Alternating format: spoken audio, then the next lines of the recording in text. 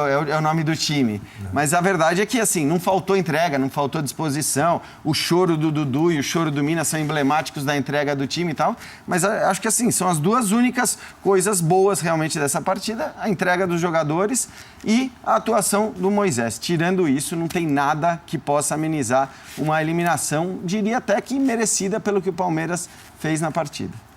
Sempre com muito cuidado para entender que é um técnico que voltou, um técnico que a gente sabe demora um pouquinho para armar seu esquema, para ter o time do jeito que ele gosta, mas não tem como a gente não comentar que o Cuca voltou para isso, para Libertadores. Sim, né? Desejo de 99,8% da torcida do Palmeiras, chegou porque ia resolver a situação, porque o Eduardo Batista não tinha pulso, não tinha condição, tinha um elenco espetacular e não conseguia fazer jogar. O que o Cuca fez até aqui é muito pouco, né? Por menos tempo que ele tenha tido, a expectativa em cima da chegada dele era gigante. Talvez até mais do que, de fato, ele poderia entregar. Mas o fato é que ele entregou muito pouco, né? Foi eliminado na Copa do Brasil. De certa forma, não que tenha aberto mão deliberadamente do brasileiro, mas priorizou esse jogo de hoje. E como usou o brasileiro para ir melhorando o time para Libertadores, foi para Atibaia, tudo. E como disse o Jean, no jogo que era o jogo do ano desde que foi eliminado da Libertadores, da Copa do Brasil, jogou muito pouco. O Palmeiras teve, 20 e poucos minutos de futebol um pouco melhor, que foi o tempo que o Moisés conseguiu jogar. Porque depois ele sentiu, jogou menos, faz a jogada do gol, né? É isso aí. Começa com ele que dá lança. o passe pro gol e aí ele que faz o gol. Ele dá o passe pro lança, ele lança a bola, depois ele recebe e faz o gol. Então é muito pouco, realmente muito pouco. E vamos lembrar que o Palmeiras investiu tudo, a Crefisa, enfim, tudo e mais um pouco nesse time, né? Fez tudo. Fez tudo pro Palmeiras para ser o ano em que o Palmeiras ou conquistasse a Libertadores, ou conquistasse, enfim, tudo que disputasse. E tá caminhando para não disputar nada. E aí é uma decepção gigantesca, né? É um negócio para se pensar exatamente o que se quer, os passos que foram dados no meio do caminho, os passos que foram dados no começo da temporada. Se não era bem o Eduardo Batista, então por que ele veio? E aí o Cuca vem no meio do caminho. Agora o Palmeiras vai fazer o quê? É a pergunta que eu faço. Vai brigar por outra vaga na Libertadores? O Cuca vai conseguir ajeitar, enfim, esse time? E é assim, né, Tironi? Alguns jogadores... O Cuca vem dizendo há tempos que depois do dia 9 vem o dia 10, dizendo que o mundo não acaba se o time fosse eliminado na Libertadores. Ok, o Felipe Melo já foi descartado. A partir do momento que numa partida dessa, a mais importante do ano, você tem jogadores no elenco como Fernando Praz, Michel Bastos, Guerra até entrou, tá em condição física, Borja. Jogadores que foram contratados para Zé Roberto, para jogar a Libertadores, entre aspas. Libertadores, né? Jogadores de Libertadores, você pensa, o Palmeiras tem uma frente brasileiro. Ficando o Cuca, imagino que fique, mas eu acho que vai ter discussão. Vai ter discussão? Vai. Por tudo que vocês estão falando. Ficando o Cuca, eu imagino que esses jogadores, cara, o que eu vou fazer aqui se quando... Por exemplo, Michel Bastos, um jogador, você tem os seus meias machucados. O cara... experiente, chuta de fora da área, bola parada. O cara não é nem cogitado para jogar. Sim. Então eu entendo que exista aí uma iminente reformulação a caminho, ficando o Cuca. Com esses jogadores mais experientes, que talvez num brasileiro de 19 rodadas não vão ser mais úteis do que seriam num jogo mata-mata de Libertadores em casa. Essa reformulação já um pouco que foi insinuado com essa né? questão do Felipe Melo. Mas tudo que você está falando... O Borja já está meio escanteado. É o conflito da troca de técnico. Sim. É tudo o conflito da troca de técnico. Eu até, e falo tranquilamente aqui, porque critiquei a contratação do Felipe Melo e do Michel Bastos, a gente até teve, na época, uma discussão aqui, porque eu falei, esse papo de, Libertadores, você precisa do cara grande, do cara macho, do cara... A gente tem que se convencer que você ganha Libertadores, ou deveria poder ganhar Libertadores jogando futebol apenas. E você tinha um elenco que era o campeão brasileiro. E aí você muda totalmente o perfil desse elenco. De novo, não sou engenheiro de obra pronta, não, porque falei antes desses dois nomes especificamente. Michel Bastos e Felipe Melo não me pareciam casar com o que era a grande qualidade do elenco campeão brasileiro. Foram contratados para trabalhar com um técnico totalmente diferente do Cuca. Então, assim, você pode discutir se o erro está na contratação desses dois, como na época eu achei que estava, mas você tinha um técnico totalmente diferente para trabalhar com esses caras, que era o Eduardo Batista. De novo, critiquei a troca do Eduardo Batista, a demissão. Sim.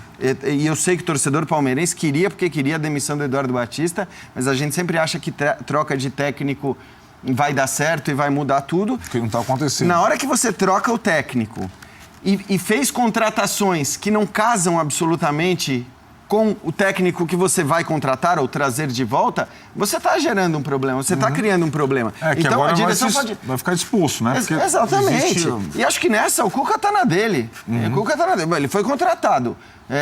Ele não quer o Felipe Melo por razões que ele até explicou, achei bem direto e claro os motivos pelos quais ele não queria mais contar com o Felipe Melo. Então, assim, ele está na dele. A pergunta que fica até por ser o Cuca um técnico com muitas idiosincrasias, sim, a eventual mudança, e eu acho assim, calma também, porque essa coisa, aqui a gente é assim, né? Eliminado, de fato é um fracasso, é um fiasco a temporada, mas não quer dizer que você precise mudar todo o elenco, não quer dizer que você precise mandar técnico embora e tudo mais. Mas você precisa saber o que você vai fazer. Se você vai manter o técnico, a postura em relação aos jogadores é uma. Se você for mudar o técnico, a postura em relação à manutenção ou não dos jogadores tem que ser outra. Eu acho que o Cuca, né? É um técnico que no ano passado ganhou um Campeonato Brasileiro que não tinha nenhuma equipe que conseguisse se destacar como esse ano o Corinthians se destaca, não tanto assim, que fosse até menos, né? Não tinha um time mais organizado. Então, esse estilo de jogo serviu. E não apresentou nada de novo esse ano. Ele teve uma interrupção, mas conhece a maior parte do elenco, recebeu outros jogadores, teve um tempo razoável para, pelo menos, fazer o time apresentar algo mais. Que não fosse um primor, mas que nós víssemos algo mais. Para mim, essa atuação de hoje é parecida com algumas atuações do final do ano passado, quando se lutava desesperadamente para ganhar de 1-0 do Inter rebaixado, da Chapecoense, no jogo do título, sabe? Aqueles jogos brigados, aqueles gols que saíam a fórceps, né? Isso foi o Palmeiras no final do ano passado. E aí o argumento sempre era, não, 22 anos nas costas, não ganha o campeonato, o importante aqui é vencer. E muita gente embarcando nessa, importante é vencer. Não se discute a qualidade do jogo. Não se discute a qualidade do jogo, que no Brasil raras exceções existem. Se discute o resultado. Está ganhando, então é bom. E isso passa da imprensa, do torcedor para a imprensa, é uma coisa meio que vai circulando, vai se retroalimentando, né? E aí, no momento em que o Eduardo Batista se vê na berlinda, a solução é o Cuca. O Cuca chega como se fosse o Rei Midas, né? Ele vai resolver tudo, tocou, vira ouro. Não é assim. A torcida acreditou, parte da mídia acreditou. Não é assim. É só olhar os jogos. Não dá para ficar sempre apostando em calça de uma determinada cor, em santinho no pescoço e ficar de joelhos igual ficou no jogo do Atlético Mineiro, nos jogos do Atlético Mineiro de 2013. Ficou hoje, não. Isso é folclore, gente. Isso é uma coisa que é legal, divertido, mas não resolve, não é o que decide. Palmeiras hoje, 2 finalizações certas o jogo inteiro. 2. A do gol e mais uma. O jogo inteiro. O gol foi de contra-ataque. Escanteio a favor do Barcelona. Conseguiu se posicionar de uma maneira que ficou no mano a mano 2 contra 2. O Barcelona não poderia jamais se posicionar daquela forma. Vai bater o escanteio, mas se mantém ele bem protegido. Se perde a bola, eu não posso permitir que um jogador faça o lançamento e o próprio, ele é o arco e a flecha ao mesmo tempo, ele aparece a fazer o gol. Ou seja, o time equatoriano concedeu ao Palmeiras uma enorme oportunidade no único gol do jogo. Uma enorme oportunidade. E, o Zé Roberto estourou na trave. Os caras mandaram bola na trave também, tiveram oportunidades incríveis, uma no segundo tempo na pequena área, com uma furada. E o pênalti decisivo, o Damian Dias, experiente, camisa 10, o argentino, jogou opção de clube, jogou jogou no mundo árabe. Durante o jogo. Perdeu Ele que furou. Ele que furou, exatamente. Ele ainda perde o pênalti decisivo. Aí depois tem uma outra chance quando o Egídio perde, na verdade, o Egídio perde o pênalti que elimina o Palmeiras. 46 lançamentos, essa bola longa toda hora, 25 cruzamentos. O Atlético foi pior ainda, depois de falar do Galo, né? Então, assim, é um futebol muito pobre, gente. O Palmeiras tem um investimento muito grande, o técnico tem que ser cobrado, o Alexandre Matos tem que ser cobrado, o presidente Gagliotti tem que ser cobrado e os jogadores têm que ser cobrados. É isso aí. Um jogo muito igual, até porque o time do Almada, o Guilherme Almada, o técnico do Barcelona de Guayaquil, também se apresentou de uma forma parecida, né? Tipo, um jogo muito meio aberto, meio loucão, assim. Tempo foi assim. Segundo tempo todo. Foi assim. Quando o time tinha uma vantagem inicial, que era do 0-0, quando toma o gol, ainda é uma vantagem, entre aspas, porque para o time visitante, que joga com uma responsabilidade menor, porque é um time menor que o Palmeiras, né? O empate para os pênaltis é jogo. É claro. Cara, se a gente... A responsabilidade é toda do Se eu Palmeiras. perder nos pênaltis para o Palmeiras em São Paulo, eu sou o Barcelona de Guayaquil, gente, pelo amor de Deus, eu fui longe demais até, né? Tudo bem, então você joga de franco atirador. Isso, dentro do campo, o jogador sabe disso. Esse 1-0 para eles, para a gente tá legal também. Temos uma chance. É deles a responsabilidade. O cara sabe qual é o orçamento de cada time. O cara chega no estádio do Palmeiras e vê o quão rico é o Palmeiras perto do Barcelona de Guayaquil, cujo estádio era moderno, novinho, em folha, em 1992, 93, quando inauguraram, isso já há muitos anos, há 20 e tantos anos. Então é isso, acho que a qualidade do futebol é essa, é muito pobre, é um jogo muito pobre, a ideia de jogo é paupérrima, paupérrima. E isso tem que ser mais discutido, sabe? Agora e sempre. Eu bato muito nessa tecla, não posso deixar de falar isso agora. Essa coisa de, o folclore da calça, não sei o quê, isso não cabe mais. Vale só como uma brincadeira, uma coisa divertida, legal, mas se ganha, a Santinha que ajudou, a camisa da Santinha, a calça vinho volta agora, amanhã tem um cara sacudindo uma calça vinho lá na arquibancada. Isso é uma bobagem, isso não pode ser o mais importante. E o Cuca tem que ser questionado também, porque ele falou que ia parar, que ele ia para a Itália, ele não trouxe nada para o Palmeiras. Não trouxe nada. O que ele apresentou para o Palmeiras? Zero. Concordo que não haveria condições de ter um time na ponta dos cascos, porque pegou o bonde andando. Mas não houve nada, o time não apresenta nada de interessante, não tem uma ideia de jogo. Eu não consigo entender nem qual era a proposta dele hoje. O que ele queria, afinal? Aí o Moisés batendo lateral na área. Aliás, o que é um desperdício, o Moisés é bom com a bola no pé. Tanto que ele hoje lançou e foi lá e fez o gol. Como disse o Arnaldo, ele bate o pênalti mancando e acerta o gol. Quer dizer, é um jogador especial nesse universo que consegue ter um brilho próprio quando o coletivo não funciona. Então você vê algumas equipes organizadas com menos investimento, temos que cobrar, como a gente fala tanto do Flamengo, como já se falou do São Paulo. O caso do Palmeiras também, o Atlético também, que a gente vai falar daqui a pouco. Teve um lance que foi muito ilustrativo disso que o Mauro está falando. Já era 30 e tantos do segundo tempo e a bola está indo para a lateral. E o próprio Moisés tem chance de pegar a bola no pé. Ele deixa a bola ir para a lateral, que é perto da área, para poder fazer o lançamento lateral na área, né? E aí quando você abre vício. mão... Tironi, eu acho que nada simboliza melhor, porque acho que assim, os 32 do segundo tempo, né, do jeito que estava o jogo, tudo ainda, quer dizer, qualquer bola jogada na área, eu até acho que... Para fumaça. O lateral, nessas horas, ele é válido, porque você está jogando a bola na área. Agora, o que eu acho que é emblemático da falta de tentativa de jogar, da falta de ideias, com 12 minutos, repito, 12 minutos do primeiro tempo, o Palmeiras tinha tido 4 faltas na intermediária de ataque e tinha jogado essas bolas alçadas. É aquela bola que pega o zagueiro de frente. Não é a bola... O cruzamento é uma coisa e a bola levantada da intermediária é outra totalmente diferente. Você chegar na linha de fundo e cruzar é um grande artifício. Então, nesse sentido, o cruzamento pode ser ótimo. Se você tivesse explorado o Roger Guedes e o Keno e os caras chegassem na linha de fundo e cruzassem pro Daverson, maravilha. É cruzamento, mas é um cruzamento que busca o gol, que faz sentido, que pega o atacante de frente. Essa bola alçada da intermediária é inacreditável. O Palmeiras deve ter... Seria legal fazer, vamos ver se a gente consegue fazer depois para amanhã, montar um clipezinho com todos... Até porque os melhores lances do Palmeiras foram essas. Não vai ser um clipezinho, não, vai ser um clipezão, viu? Era só isso. Não, isso é falta de uma ideia de jogo. Você tem a bola e você faz. O que eu faço com essa bola? O que eu faço com isso aqui? Põe no chão, joga na área. Você não dá o passe para um cara que XIX. esteja a 4, 5 metros. Mas isso, Mauro, isso é muito diferente, inclusive, do jogo do ano passado. Eu acho que o jogo do ano passado não era um primor do ponto de vista técnico, mas tinha mais busca de triangulação, talvez porque o Gabriel Jesus fosse um centroavante que participava mais do jogo coletivo. E porque tinha o Moisés. Sim. E porque tinha o Moisés. Eu falei, para mim, no ano passado, o melhor jogador do título do Palmeiras foi o Moisés. É o jogador mais importante, não o mais que apareceu mais, nem o que fez mais gols, não o mais midiático, mas o jogador mais importante para mim foi o Moisés. Agora, com o Moisés e com o Gabriel Jesus, mérito do Cuca ou não, o mérito claro que ele tem mérito, da ele é campeão qualidade brasileiro dos jogadores, era uma coisa. Isso que está acontecendo nesse jogo, assim, a impressão que lembra dá... o time do Felipão 2012. Eu não sou exatamente o maior fã do Felipão, obviamente, mas...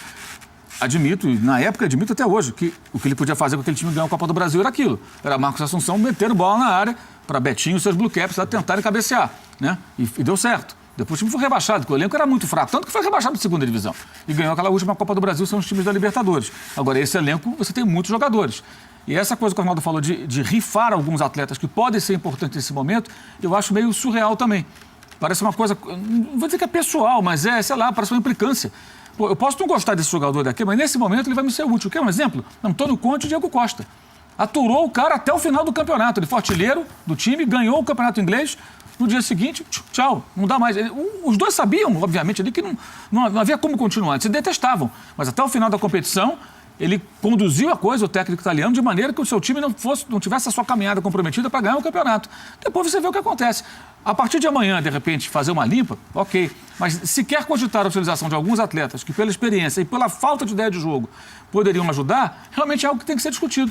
Que é o caso, o Michel Bastos fez gol pelo São Paulo, que salvou o São Paulo. A Libertadores do ano passado, ele foi decisivo para colocar o São Paulo. O time era desorganizado, tinha problema, mas ele... Não, mas tudo bem. A entrega dele tinha que ser maior para que ele pudesse ser cogitado para um jogo como esse. Certo. Porque o Diego Costa é um cara que entregou muito aí pro não dá pra Conte comparar. durante todo o primeiro turno. Acho que a entrega do Michel Bastos ela é pouca, a entrega do Borges ela é pouca, mas também o comandante tem responsabilidade na falta de entrega. E acho o seguinte... o Moisés é um jogador muito acima da média, mas ele está machucado há muito tempo. O Palmeiras teve... Não contaria com o Moisés nessa etapa da Libertadores, em tese. O plano não era contar. O Palmeiras teve tempo suficiente para elaborar o plano B, que já que a gente falou do Renato Gaúcho, por Moisés, inclusive indo no mercado se não tivesse satisfeito com esse elenco. Trouxe o Guerra, inclusive. Como fez com o Daverson. O Borja não dá... Vou trazer um centroavante. O Palmeiras tem condição de fazer isso. E trouxe o meia... trazer um meia como trouxe um centroavante. E um outro detalhe, acho que futebol, ainda mais Libertadores, é detalhe. Eu entendo a questão dos pênaltis é uma questão muito específica, delicada, cabeça. Eu perco o pênalti toda hora. Sou canhoto não sabe bater pênalti. O Egídio, você vai... Não pode bater o pênalti, o Egídio. É claro. Não pode bater pênalti. Pode ser o último. Não pode bater pênalti. Ele tem que ser, talvez, ele não pode, do Jailson apenas. Ele não pode iniciar a série alternada de cobrança porque ele não tem condição emocional para tal. Ele já entrou pressionadíssimo no jogo. Claro. Ele não tem a menor condição de bater o pênalti.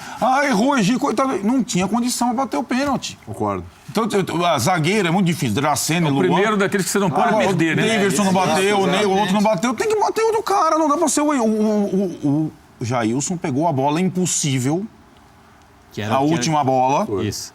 E aí vai passar o treinador, sinceramente, não dá, depois cara. Você pega que o seu time defende a última bola, que era da classificação, seu time cresce. Isso. Você reverte. Aí você fala, bom, não vai dar, não vamos conseguir. E assim, tudo bem, os outros todos podem ter falado, só o Cuca sabe disso, eu não tenho condição, eu tô... Mas, na verdade, assim, pênalti é tão peculiar que os jogadores machucados e com cãibras, mas de personalidade, bateram. Mesmo o Bruno Henrique perdeu, ele estava sentindo, no final do jogo, cãibras. Sim.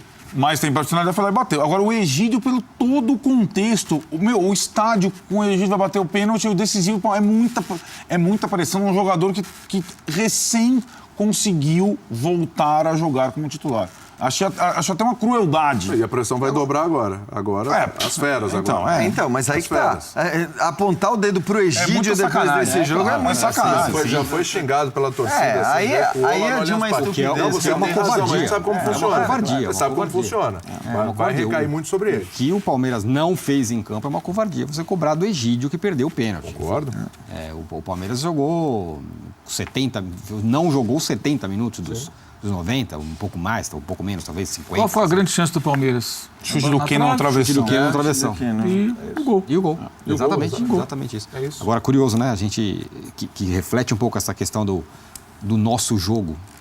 Os 3 times que mais torraram grana. Amigo. O dinheiro não traz felicidade? É que você vai chegar? Que mais torraram grana e que apostavam tudo nessa Libertadores, super elenco, não sei o quê, estão fora. Tem razão. E eliminados. Fora de forma precoce. O Botafogo, tudo bem, vai jogar amanhã, pode até ser eliminado, mas está fazendo um papel, talvez até agora, o mais incrível de todos os brasileiros na Libertadores, diante das circunstâncias. Com mais dificuldades do que o Palmeiras e o Atlético tiveram. Muito mais. Né? Muito mais. Sobretudo no Atlético. Da pré-Libertadores. O Atlético talvez não tenha enfrentado nenhum adversário até agora.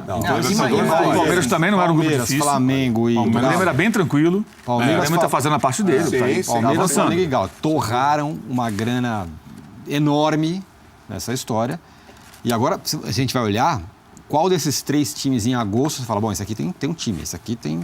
Tá, né, Tirone? E vem outra loucura do futebol brasileiro, essa obsessão maluca por Libertadores, que é um torneio que você, numa noite infeliz, não é nem o caso, mas numa noite infeliz você dança. Sim, né? sim. Quando você tem um campeonato de 38 rodadas, que é o que mantém ali, né? Sim. O pãozinho com manteiga todo dia de manhã na tua casa. É o leitinho das crianças, pô. Pelo amor de Deus. Então, tudo deveria ser feito pelo brasileiro. Claro. Eu trabalho em cima da minha liga. Eu vou disputar daqui até o final do ano. Diz isso. Né? Ele Qualquer pessoa que pense minimamente vai pensar, esse campeonato eu tenho até o final do ano. Os outros são roletas russas, cara. Eu posso cair a qualquer momento. Então, nos outros eu vou... Mas a minha estrutura toda é feita para esse campeonato aqui. Porque eu tenho que ficar... Qual é o meu objetivo? Que é ser campeão? Eu tenho que estar no bloco aqui dos de cima. Isso. É vaga internacional? Eu estou no bloco logo abaixo. É não cair? Eu estou fora do rebaixamento. Cada um dentro do seu propósito, da sua possibilidade. Aí você vai para o torneio internacional, não, agora eu tento tudo aqui. Tem tantas histórias. O Leeds United está até hoje camelando na segunda divisão, foi até para a terceira, pela obsessão de ser campeão europeu.